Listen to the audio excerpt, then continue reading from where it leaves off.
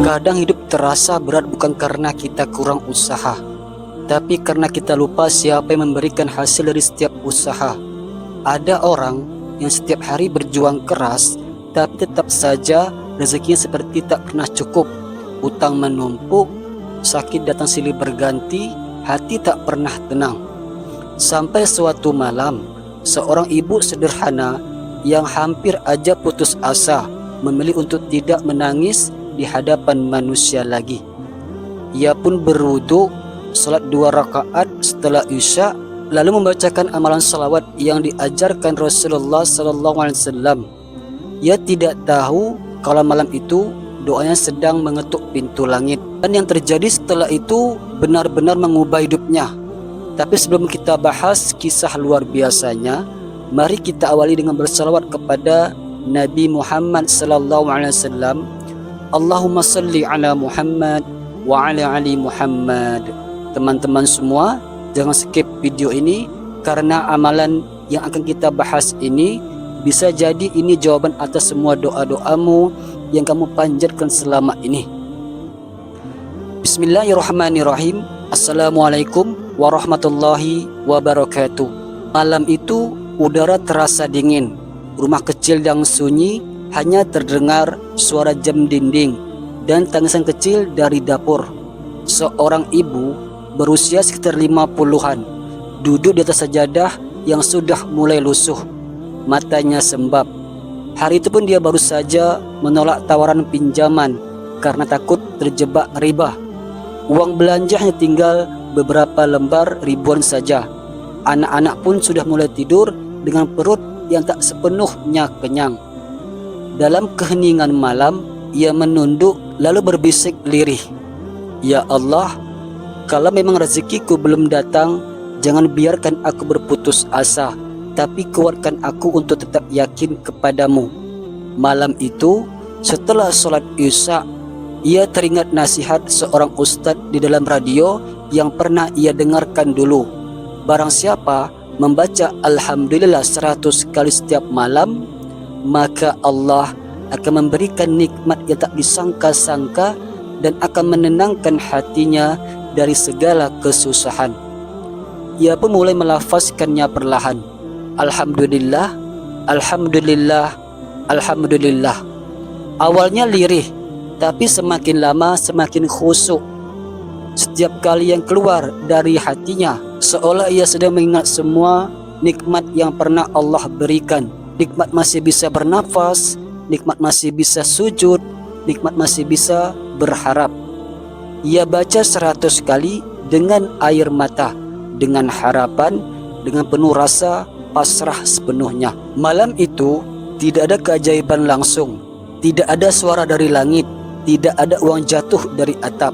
Tapi keesokan paginya, ada seseorang mengetuk pintu rumahnya. Seorang tetangga lama yang datang kembali membawa bungkusan besar. "Bu, kemarin saya mimpi ibu sedang menangis di rumah. Entah kenapa, saya tergerak ingin memberikan sedikit sembako dan uang belanja." Ibu itu pun tertegun, tangannya gemetar. Ia pun langsung menangis dan sujud syukur. Ia sadar Allah tidak pernah menunda rezekinya. Allah hanya menunggu waktu yang paling tepat untuk memberikannya. Sejak malam itulah ia tidak pernah meninggalkan zikir tersebut. Setiap selesai salat isya, ia selalu membaca Alhamdulillah 100 kali dan selawat kepada Nabi SAW 100 kali. Ia juga sering membaca istighfar sebanyak 100 kali sebelum tidur. Dan subhanallah, perlahan hidupnya berubah. Hutang-hutangnya lunas dan anak pun mendapatkan pekerjaan yang baik. Dan rumah kecilnya kini penuh dengan ketenangan. Bukan karena jumlah bacaannya, tapi karena keyakinannya dan keistiqomahannya. Rasulullah SAW bersabda dalam hadis riwayat Muslim, "Barang siapa yang mengucapkan Alhamdulillah, maka Allah akan menuliskan baginya pahala yang sangat besar. Dan barang siapa yang mengucapkannya dengan penuh keyakinan, maka akan dihapuskan dari dosa-dosanya Dalam riwayat lain, Rasulullah SAW juga bersabda, kalimat yang paling dicintai Allah adalah Subhanallah, Alhamdulillah, La ilaha illallah, dan Allahu Akbar. Hadis riwayat Muslim nomor 2137. Dan dalam hadis riwayat Tirmizi disebutkan, barang siapa membaca Subhanallah 33 kali, Alhamdulillah 33 kali, dan Allahu Akbar 34 kali setelah sholat, maka seluruh dosanya akan diampuni meskipun sebanyak buih di lautan.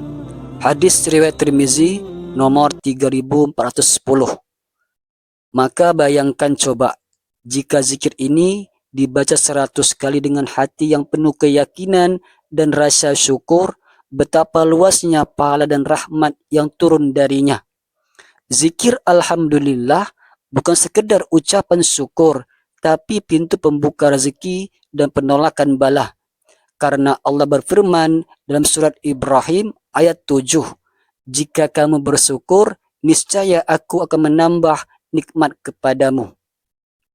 Jadi teman-teman semua, jangan pernah remehkan kalimat Alhamdulillah, ucapkan setiap hari, terutama setelah salat Isya ataupun subuh. Karena malam adalah waktu di mana doa dan zikir naik ke langit dengan cepat. Dan bagi siapapun yang melakukannya dengan hati yang bersih, insya Allah, Allah akan cukupkan rezekinya, kuatkan hatinya, dan lapangkan jalannya menuju surga. Maka malam ini sebelum tidur, duduklah sebentar, tutup mata, lalu ucapkan dari hatimu, Alhamdulillah, untuk setiap nafas yang masih Allah izinkan. Alhamdulillah untuk setiap ujian yang membuat kita semakin dekat dengannya. Alhamdulillah untuk hari ini dan untuk kesempatan bertobat besok harinya. Karena bisa jadi kalimat sederhana inilah yang menjadi penyelamatmu di akhirat nanti. Bismillahirrahmanirrahim. Mari kita biasakan zikir Alhamdulillah 100 kali setelah Isya. Insya Allah kamu akan melihat keajaiban itu sendiri. Saudara-saudaraku yang dirahmati Allah Subhanahu wa Ta'ala, kisah tadi bukan sekedar cerita tentang ibu yang miskin, tapi tentang kekuatan hati yang tidak pernah menyerah kepada keadaan, tentang seorang yang tetap yakin meskipun secara logika tak ada lagi jalan. Dan begitulah sifat orang beriman. Ia tidak mencari mukjizat, tapi mencari keridhaan Allah. Ia tidak menuntut keajaiban, tapi percaya bahwa setiap zikir yang ia ucapkan sedang mengetuk pintu langit. Maka mulai malam ini, biasakanlah zikir Alhamdulillah 100 kali setelah sholat Isya. Tambahkan juga salawat kepada Nabi Muhammad SAW 100 kali. Karena setiap kali kamu bersalawat, Allah juga akan bersalawat kepadamu 10 kali. Sebagaimana sabda Rasulullah SAW, barang siapa bersalawat kepadaku 1 kali, maka Allah akan bersalawat kepadanya 10 kali lipat. Hadis riwayat Muslim nomor 408. Maka bayangkan, di saat kamu duduk setelah Isya, melafazkan Allahumma salli ala Muhammad wa ala ali Muhammad, malaikat-malaikat di langit sedang mendoakanmu, rezekimu sedang ditulis ulang dengan keberkahan, dan hidupmu sedang dibersihkan dari sempitnya dunia. Jangan pernah remehkan zikir yang kecil ini, karena yang besar itu bukan bacaan, tapi hatimu saat mengucapkannya. Rasulullah SAW bersabda, sesungguhnya Allah tidak melihat rupa dan harta kalian, tapi Allah melihat hati dan amal kalian. Hadis riwayat Muslim nomor 2564.